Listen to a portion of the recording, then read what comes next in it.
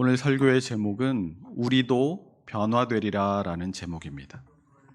오늘은 주님께서 사망의 권세를 깨트리시고 부활하신 부활주일입니다.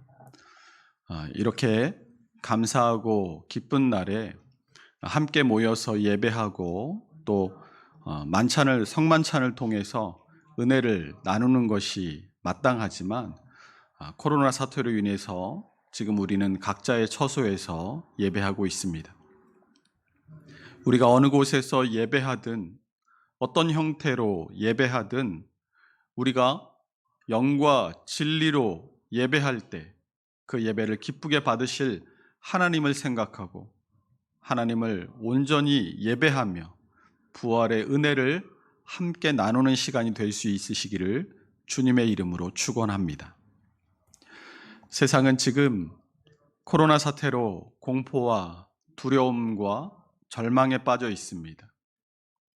인류는 고도화된 과학과 문명을 통해서 신은 존재하지 않는다에서 한 발 더 나아가서 더 이상 우리에게 신은 필요하지 않다고, 이제 인간이 신의 위치에까지 이르렀다고 자만했습니다. 세상의 조류가 이러하다 보니 오늘날 많은 그리스도인들까지도 그 영향을 받아서 예수님이 십자가에 죽으시고 부활하셨다라는 것은 성경 속의 이야기로만, 또 죽으시고 부활하셨다는 것을 알기는 하지만 나하고는 그것이 별 상관이 없는 거리가 먼 이야기라고 생각을 하고 있는 사람들이 많습니다. 2000년 전 중동 지역에서 복음을 선포하고 십자가에서 죽은 그 예수가 거리상으로도 8,000km나 떨어져 있고 또 시간상으로는 2000년이 훨씬 지난 지금을 살아가는 우리와 별 상관이 없다고 느낀다라는 것입니다. 예수님의 죽으심과 부활하심을 우리가 진심으로 믿는다라는 것은 예수께서 죽으셨다가 부활하셨다라는 것을 안다라는 것과는 다릅니다. 예수님의 죽으심과 부활하심을 진실로 믿는다는 것은 예수님의 죽음에 내가 책임이 있다라는 것을 깨닫는 것이고, 예수님의 부활하심으로 인해서 나 또한 부활하게 될 것임을 믿는다라는 그런 말입니다. 오늘날 많은 그리스도인들이 예수님의 죽으심과 부활하심을 지식적으로는 압니다. 하지만 아는 데서 그치고 맙니다. 예수님의 죽으심과 부활의 의미가 나의 삶과 또 나의 인생의 고백으로까지 이어지지 않는다는 것이죠. 복음에 합당하게 살고자 결심한 그리스도인들은 이런 문제 앞에서 어떻게 사는 것이 진짜 복음에 합당한 삶인가 하는 것을 고민하고 스스로가 내가 정말 복음에 합당하게 살고 있는가 하는 것을 점검해 보아야 할 줄로 믿습니다. 지금까지 인류가 극복하지 못한 최대의 적, 가장 두려운 적이 무엇이겠습니까? 그것은 바로 죽음입니다. 사람은 누구나 죽음을 가장 두려워합니다. 내가 인생의 모든 문제를 해결할 수 있는 능력이 있다고 할지라도 인생에서 가장 최후에 남는 문제가 있는데 그것은 바로 죽음입니다. 누구도 죽음 앞에 예외가 없습니다. 또 예고 없이 찾아오는 것이 바로 죽음입니다. 누가 그 대상일지 알 수 없습니다. 다 그 죽음 앞에 자유로울 수 없는 것입니다. 어제까지만 해도 건강했던 사람이 건강검진 받으러 병원에 갔다가 퇴원하지 못하고 며칠 새에 부고를 전하는 경우도 보았습니다. 죽음이 우리에게서 먼 이야기인 줄로만 알았는데 죽음은 나랑은 상관이 없는 줄 알았는데 그렇지 않다라는 것입니다. 이 인류 최대의 난제인 죽음이 인간에게 어떻게 들어왔습니까? 사망이 쏘는 것이 어디에 있습니까? 사망의 승리가 어디에 있다라고 말씀합니까? 오늘 본문 56절이 사망이 쏘는 것은 죄요, 죄의 권능은 율법이라라고 말씀하고 있는 것처럼 이 죄로 말미암아 죽음이 온 것입니다. 썩음과 죽음은 죄의 지배의 결과입니다. 만약 죄가 없다면 사망은 인간을 지배하지 못합니다. 죄를 통해서만 사망은 인간에게 권세를 휘두르는 것입니다. 또 오늘 본문 56절 하반절이 말씀하는 것처럼 이 죄는 율법을 통해서만 인간을 정죄하고 또 그 지배하에 놓습니다. 그런데 그리스도께서 십자가 위에서 이 율법의 요구를 다 이루셨습니다. 죄의 효력을 상실하게 만들어 버리셨습니다. 본문 57절에서 무엇이라고 말씀합니까? 우리 주 예수 그리스도로 말미암아 우리에게 승리를 주시는 하나님께 감사하노니라고 말씀합니다. 우리 주 예수 그리스도께서 십자가의 죽으심과 부활하심으로 죽음을 정복하신 것입니다. 디모데후서 2장 11절 말씀이 미쁘다 이 말이여 우리가 주와 함께 죽었으면 또한 함께 살 것이요 라고 말씀하고 있습니다. 예수 그리스도께서 우리를 대신해서 십자가의 죽으심으로 우리도 주님과 함께 죽고 우리 주님께서 다시 부활하심으로 우리도 주님과 함께 다시 살아난 것입니다. 그래서 우리는 죽음으로부터 승리한 자가 된 줄로 믿으시기 바랍니다. 그러면 부활을 믿는 우리는 어떻게 살아야 할까요? 먼저 부활을 믿는 신앙인이라면 어떤 일을 당하여도 신앙이 흔들리지 않고 더욱 견고해져야 할 것입니다. 58절 말씀을 보십시오. 이 고린도전서 15장을 우리는 흔히 부활장이라고 부르는데 이 58절의 말씀은 부활장의 결론에 해당하는 말씀입니다. 이 58절은 그러므로라는 말로 부활에 대해서 말씀하면서 예수님의 부활이 확실하고 또 우리의 부활이 확실하니까 너희는 이렇게 살아라 라고 우리에게 가르쳐주고 있습니다. 이 오늘 본문의 배경인 고린도는 부요하지만 타락한 도시였습니다. 그 시대에 2만 명이나 수용할 수 있는 야외 극장이 있었습니다. 또 1000명 이상의 매춘부들이 있는 아프로디테 여신의 신전이 있었습니다. 유흥가와 술집이 많았습니다. 코린티아 조마이 고린도 사람처럼 행한다라는 말이 있을 정도였습니다. 이 고린도 사람처럼 행한다라는 말은 매춘 행위를 하는 사람을 손가락질하면서 아이고 저 사람 고린도 사람 같구만 이런 의미로 사용되던 말이었습니다.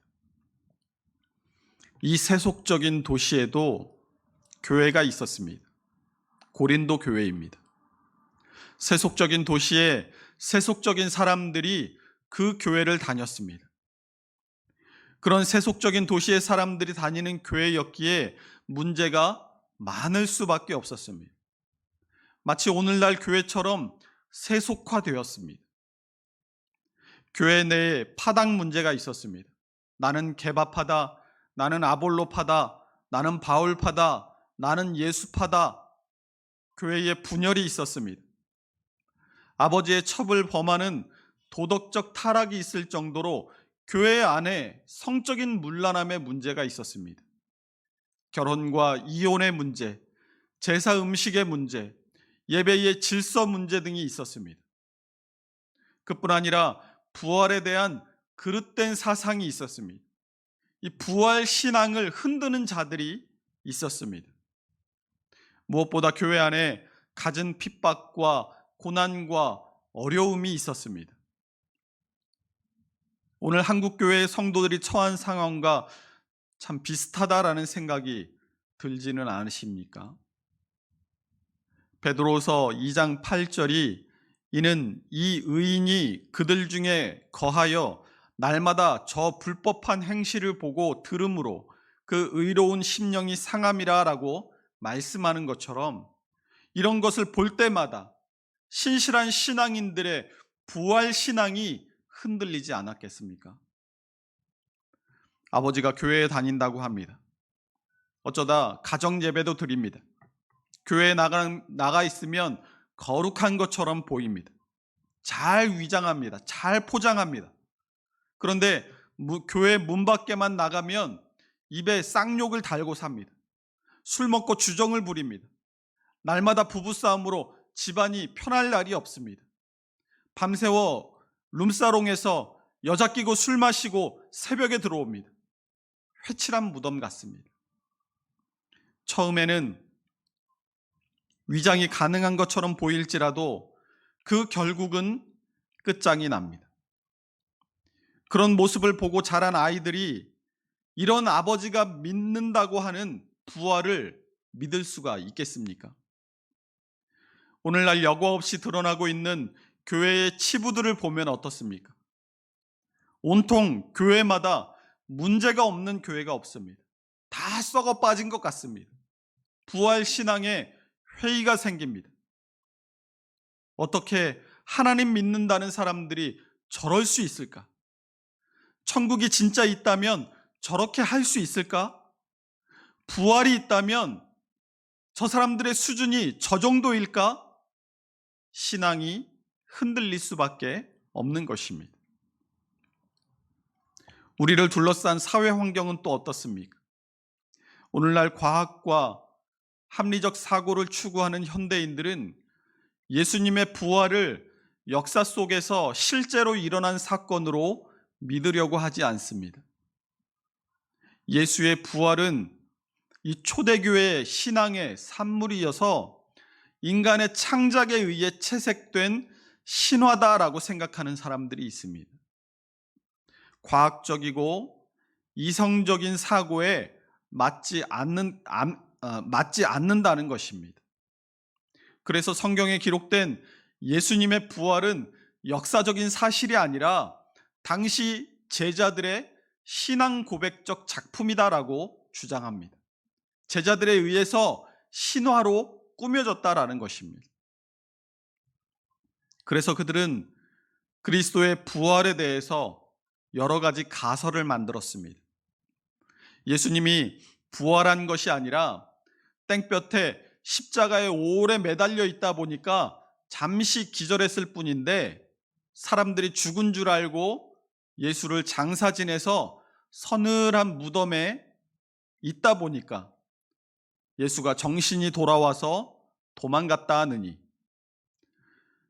새벽에 여인들이 어둑어둑한 새벽길에 길을 잘못 찾아가서 다른 사람의 빈 무덤을 들여다보고 예수님이 부활하신 것으로 오해했다느니, 또 제자들이 예수의 시체를 훔쳐서 옮겨놓고는 예수가 부활했다라고 거짓말을 퍼뜨렸다느니, 또 이방 종교의 신화에 나오는 이 부활 신화를 기독교가 차용했다느니 별 말들을 다 합니다. 그러나 이 사실을 입증하는 방법이 꼭 과학적인 방법만 있는 것은 아닙니다. 법적, 역사적 증명도 있습니다. 법적인 증명은 구두 증언, 그리고 문서상의 증거, 그리고 증거물들에 의존합니다. 이 예수님의 부활에 대한 수많은 증거들이 존재합니다. 예수님이 십자가에 달려 죽은 것은 성경의 증언이면서 또한 역사적 사실입니다. 빌라도도 상부에 보고한 빌라도 보고서에서 그리스도의 십자가 죽음에 대해서 상세하게 기록하고 있습니다. 초기의 역사가였던 요세푸스는 그는 메시아였다. 우리 유대인들 중에 지도층 사람들이 그를 고소했기 때문에 빌라도는 그를 정죄하여 십자가의 처형을 받도록 했다. 이렇게 기록하고 있고, 또 로마의 역사가였던 타키투스도 이 이름의 창설자인 그리스도는 티베리우스의 통치 기간 중에 총독 빌라도에 의해 처형되었다라고 분명하게 기록함으로써 예수님의 십자가 처형이 역사적 사실인 것을 확실하게 증언해주고 있습니다. 고린도전서 15장 3절 이하를 한번 보십시오. 성경대로 그리스도께서는 우리를 위해 죽으시고 사흘 만에 부활하셨습니다. 베드로에게, 또 12제자에게, 그 후에 500의 형제에게 보이시고, 또 마지막으로 바울에게도 나타나 보이셨습니다. 그리고 이 고린도전서의 말씀이 기록될 당시까지도 예수의 부활하심을 목격한 대다수의 사람들이 살아 있었습니다. 그러므로 우리는 세상이 어떻게 변한다 할지라도, 또 교회가 이러니 저러니 세상이 아무리 교회를 쥐고 흔들려고 한다 할지라도 부활에 대한 확고한 믿음 안에서 흔들리지 말아야 할 줄로 믿습니다. 두 번째로, 우리가 부활을 믿는 신앙인이라면 항상 주의 일에 힘써야 할 줄로 믿습니다. 우리가 부활만 확신한다면 우리 인생은 새로워질 수밖에 없을 것이고 주의 일에 힘쓸 수밖에 없습니다. 100주년 기념교회의 이재철 목사님이 인간의 일생이라는 책에서 병풍 뒤에서 향냄새를 맡다가 다시 살아난 사람이 그 남은 인생을 어떻게 살아가겠는가 하는 그런 말씀을 하신 적이 있습니다. 우리 가운데 그 누구라 할지라도 내가 죽었다가 다시 살아나서 관뚜껑을 열고 일어나 앉았다면 그 이후로 나의 인생을 단 한순간도 헛되게 살지 않을 것입니다. 여러분 한번 생각해 보십시오. 내가 죽어서 이제 나의 장례를 치르고 있는 중인데 내가 다시 그 관뚜껑을 열고 살아났다면 그 관뚜껑을 열기 전까지의 인생과 그 관뚜껑을 열고 일어난 이후의 인생이 같을 수가 있겠습니까? 결코 같을 수 없을 것입니다. 우리 모두는 예수 그리스도로 말미암아 구원받고 새 생명을 얻은 사람들이라고 우리 스스로 고백하고 있는 사람들입니다. 그렇다면 우리 스스로가 예수 믿기 전의 삶과 예수 믿은 이후의 삶에 어떤 변화가 반드시 있어야만 한다라는 것을 우리 모두가 잘 알고 있지 않습니까? 그러나 우리가 예수님의 부활과 더불어 우리가 예수님으로 말미암아 부활할 것을 온전히 믿지 못하기 때문에 우리의 삶이 이 세상의 것에 얽매이고 이 세상에 연연하는 삶을 살 수밖에 없다라는 것입니다. 사람들은 흔히 이 죽음을 인생의 종말, 인생의 끝이라고 말합니다. 죽으면 거기서 다 끝나는 거지, 죽으면 다 끝났어라고 말합니다. 그러나 성경은 죽음은 끝이 아니라 또 다른 시작이라고 말하고 있습니다. 마치 어머니 뱃속에 있는 아기가 세상에 나오면 그것이 끝이 아니지 않습니까? 이 어머니 뱃속에서의 삶은 끝이 나지만 새로운 세계로 다시 태어나는 것입니다. 죽음도 마찬가지입니다. 이 세상에서의 삶은 끝이 나지만 또 다른 세계로 다시 태어나는 것입니다. 벌레가 고치가 되고 고치가 다시 나비로 태어나는 것처럼 예수 그리스도의 부활을 믿는 우리의 인생은 죽음을 통하여 새롭게 다시 태어나는 것입니다. 그것이 부활입니다. 그러므로 주 안에서 부활을 확신하는 믿음을 가진 우리는 항상 주의 일에 힘쓰는 자가 되어야 할 줄로 믿습니다. 무엇이 주의 일입니까?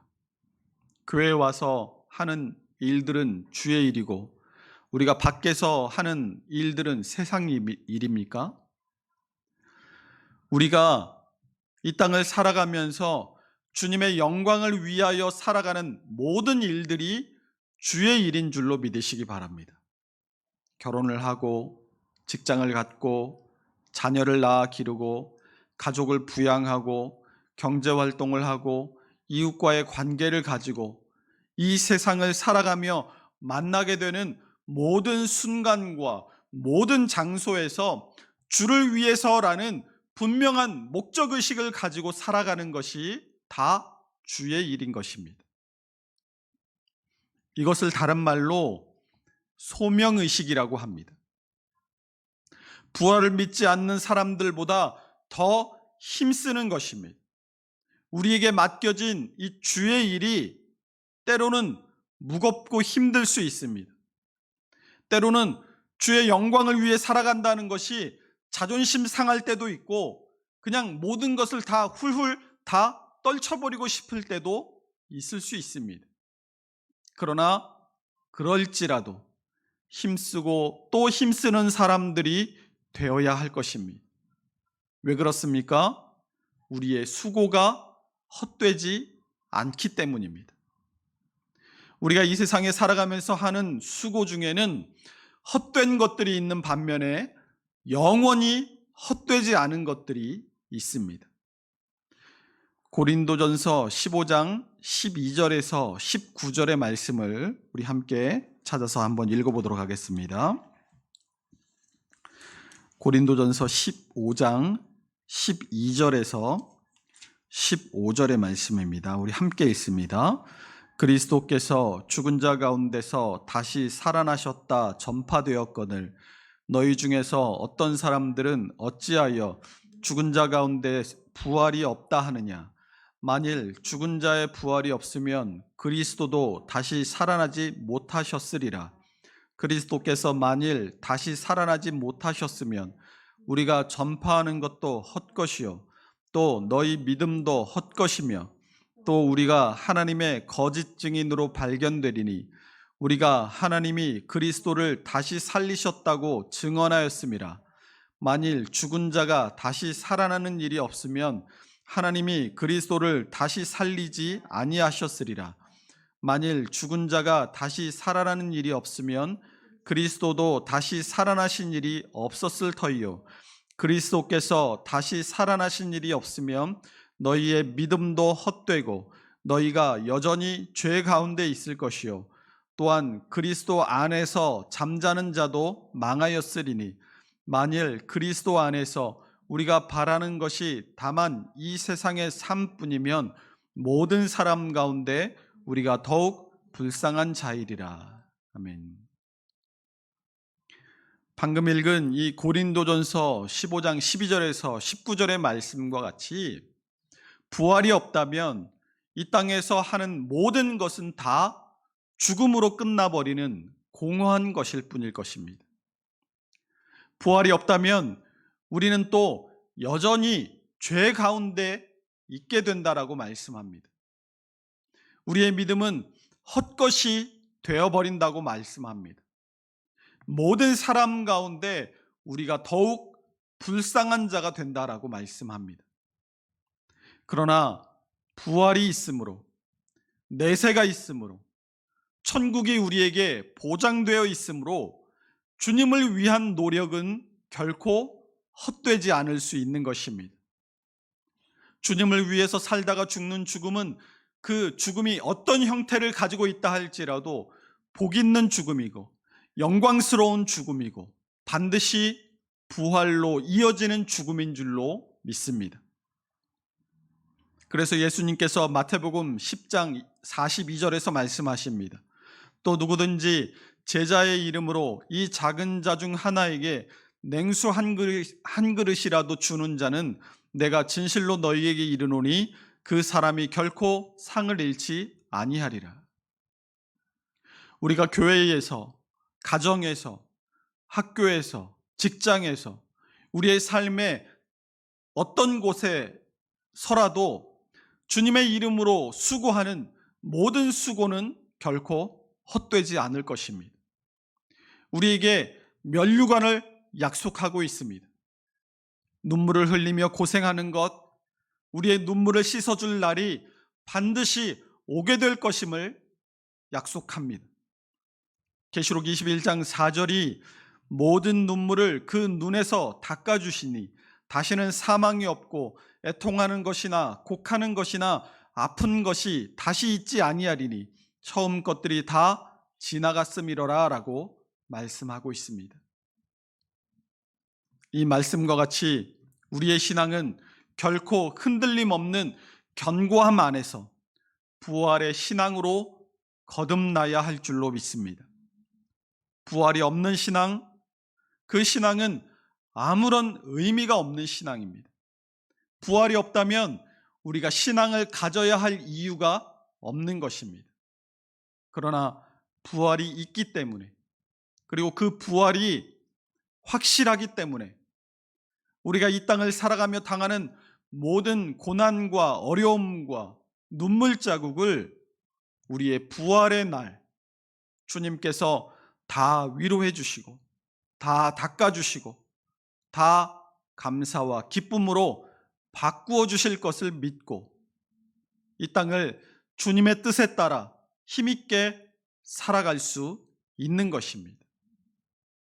그러므로 오늘 들은 말씀을 통해서 우리의 신앙과 이 부활 신앙의 접촉점을 찾아서 부활 신앙이 나의 신앙임을 다시 한번 고백할 수 있는 복되고 거룩한 우리 함께 지어져가는 교회의 성도들이 다 될 수 있으시기를 주님의 이름으로 축원합니다.